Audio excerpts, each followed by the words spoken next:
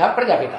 हाँ, सबसे धीमी गति से उतरने वाली आत्मा इस सृष्टि रूपी रंगमंच पर चारों सीन में कौन? प्रजापिता।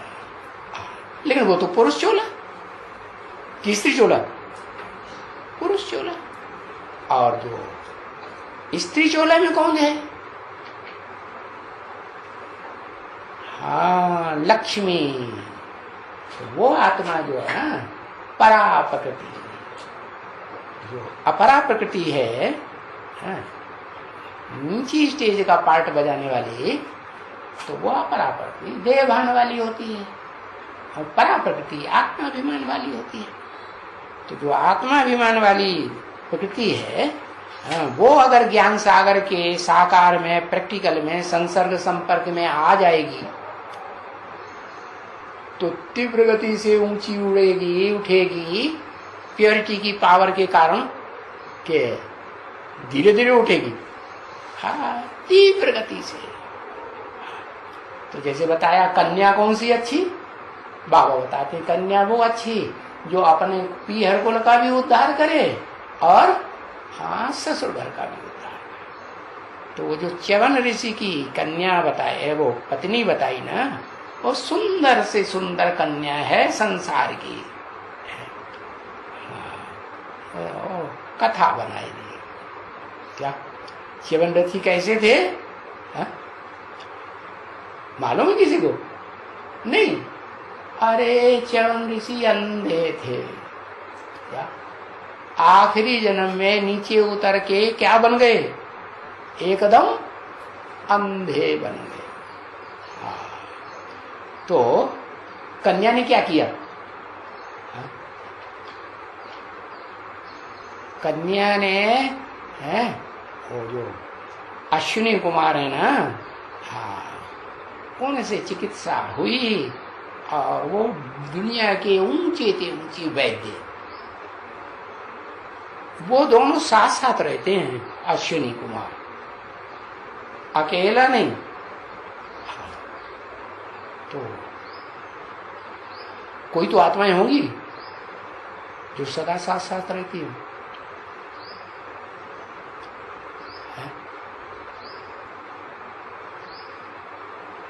कोई है या नहीं? नहीं। कौन?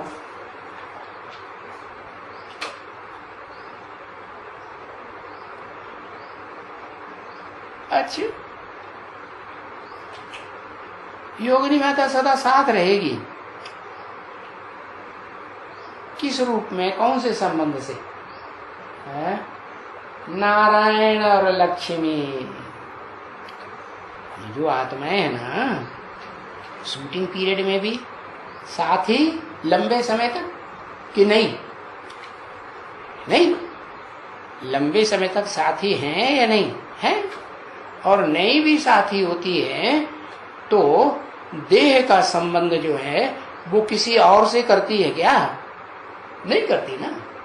तो देह का संबंध तो सन्यासियों के साथ रहेगी, तो भी सन्यासियों के साथ देह का संबंध तो नहीं करेगी ना। हाँ, नहीं करेगी।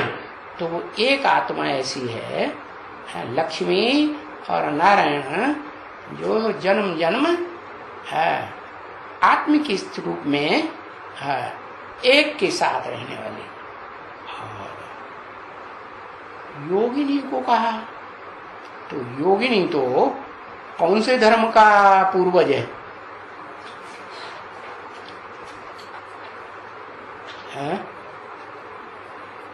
अरे वंश तो बताई दिए ना, सूर्य वंश, चंद्र वंश, इस्लाम वंश, बौद्धी वंश, क्रिश्चियन वंश।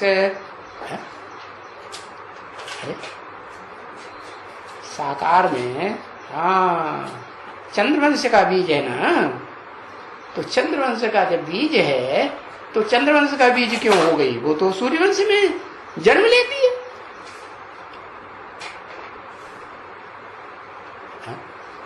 अरे सूर्यवंशियों में तो सब आत्मा आत्मा भाई भाई हैं, या स्त्री का भाव आएगा? आना चाहिए। अगर आता है स्त्री का भाव तो आत्मा आत्मा भाई भाई की स्टेज में पहुंचे या नहीं पहुंचे? नहीं पहुंचे। जब आत्मा आत्मा भाई भाई का बाहु बनने लगे तो कहेंगे पक्के सूर्यवंशी हुए कि नहीं। और अगर पक्के सूर्यवंशी हैं, समझ में आ रहा है, पक्के सूर्यवंशी हैं तो वो जो पक्के सूर्यवंशी हैं वो जन्म जन्मांतर पुरुष ही रहेंगे क्या?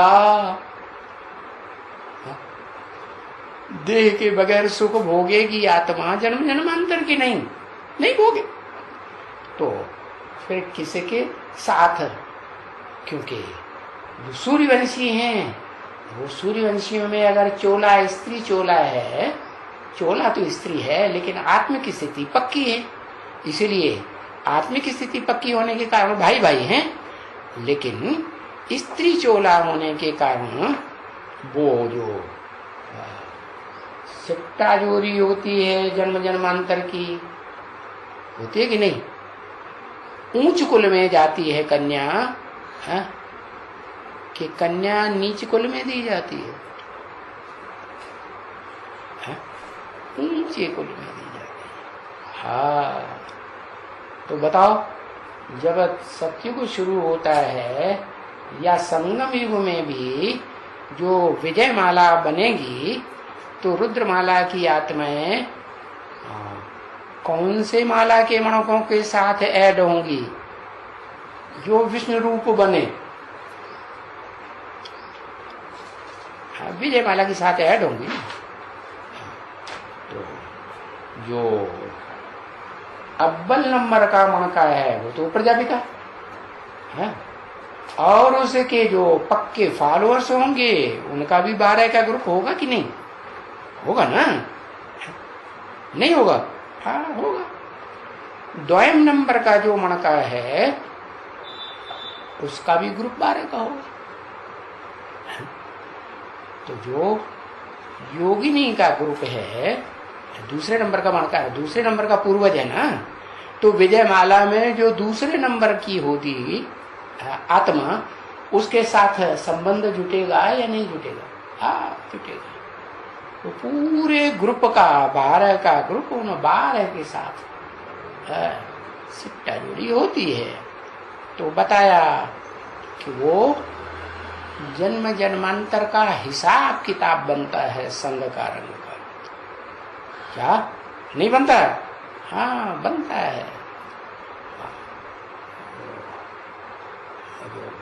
राधा है और राधा के एकदम जो नई नजदीक होने वाली आत्माएं हैं, एकदम पक्की फॉलोअर, वो 11 आत्माएं और 12 का ग्रुप है।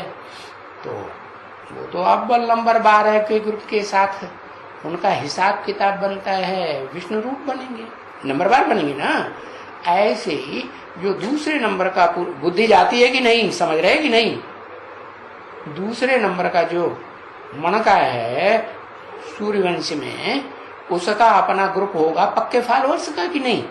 हाँ, तो वो 12 का ग्रुप जो विजय माला है उसमें दूसरे नंबर का जो मणका होगा है, उनका 12 का ग्रुप होगा कि नहीं? उनके साथ हिसाब किताब बनता है।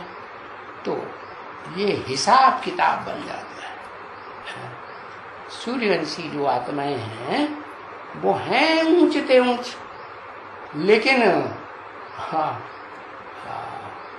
आत्मिक स्टेज में है तो पक्की सूर्यवंशी। और आत्मिक स्टेज अगर जल्दी नहीं बनी, थोड़ा टाइम लग गया, तो फिर नंबर 2 होगा कि नहीं? हाँ, तो नंबर 2 हो जाने के कारण विजय माला में जो नंबर 2 का ग्रुप है ना, हाँ, उसमें जाकर के उनका हिसाब किताब जन्म जन्मांतर का बनता है। ऐसे नहीं कि सूर्यवंशियों का सूर्यवंशियों में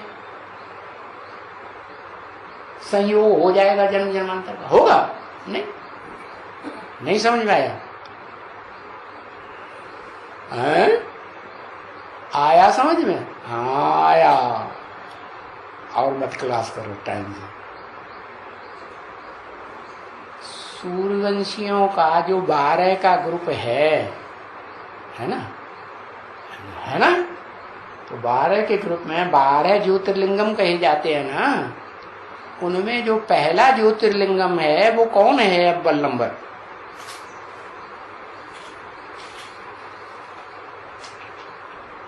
प्रजापिता है। तो उसका ग्रुप होगा कि नहीं? उसके पक्के फॉलोअर्स का ग्रुप। हाँ, वो पक्के फॉलोअर्स का ग्रुप भी 12 का है। ऐसे ही विजयमाला में जो अव्वल नंबर बढ़ता है उसका भी पक्के फॉलोअर्स का 100% फॉलोअर्स का ग्रुप होगा कि नहीं 12 का? तो जो 12 का ग्रुप होता है, हाँ, उस 12 का ग्रुप का अव्वल नंबर जो पूर्वज है सूर्यवंश में, उनके साथ हिसाब किताब बनेगा कि नहीं जन्म जन्मांतर? हाँ, बनता है। ऐसे ही जो रुद्रमाला का सेकंड नंबर का सूर्यवंश का मणका है, सूर्यवंशी है कि नहीं? हाँ? तो उसका ग्रुप होगा 100% फॉलोअर्स का, नहीं होगा? होगा।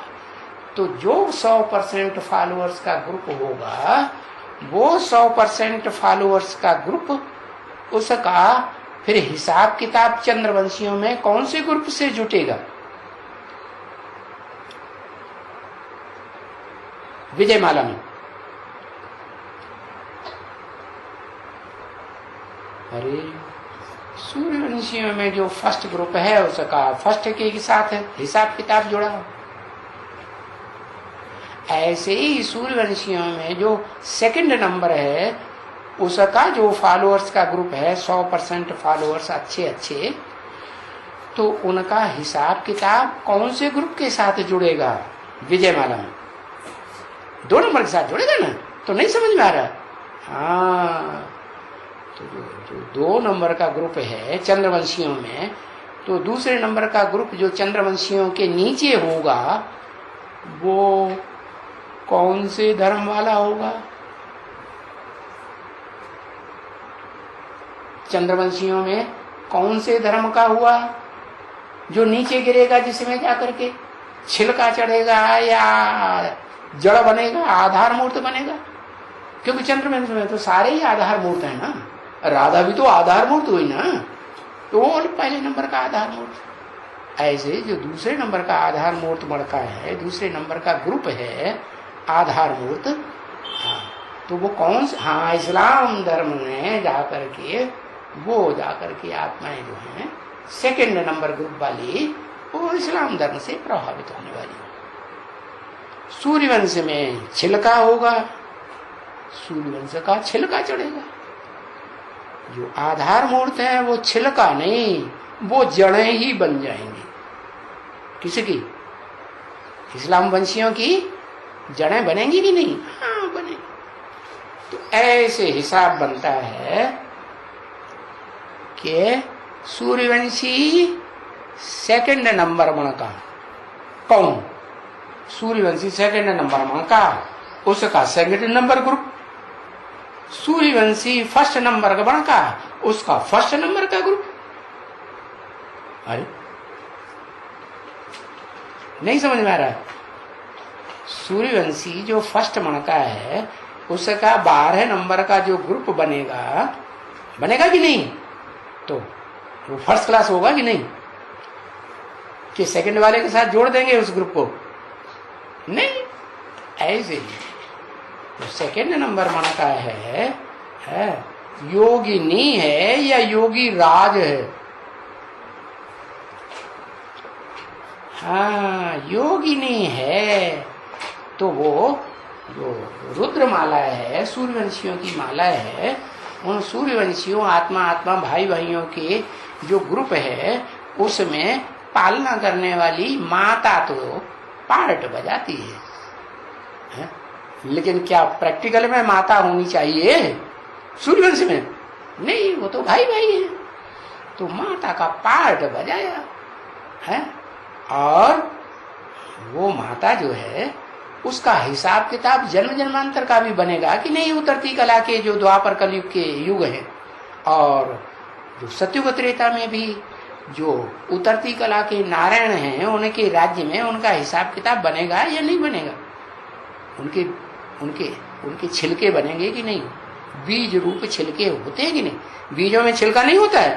हाँ, कोई का कड़क छिलका होता है, कोई का हल्का छिलका होता है। तो बताया कि वो जो सेकंड नंबर ग्रुप है वो सेकंड के साथ, और फर्स्ट नंबर ग्रुप है वो फर्स्ट नंबर ग्रुप के साथ। बताया कि जो चंद्रवंशी राधा है वो चंद्रवंशी राधा है अपने फर्स्ट ग्रुप को लेकर के, और जो फर्स्ट ग्रुप सूर्यवंशियों का है उसमें जो पार्ट बजाती है, तो वो 12 जो है वो किससे ज्ञान लेंगे? डायरेक्ट, सबसे पहले से पहले ज्ञान सागर से ही लेंगे ना, कि ज्ञान सूर्य से लेंगे?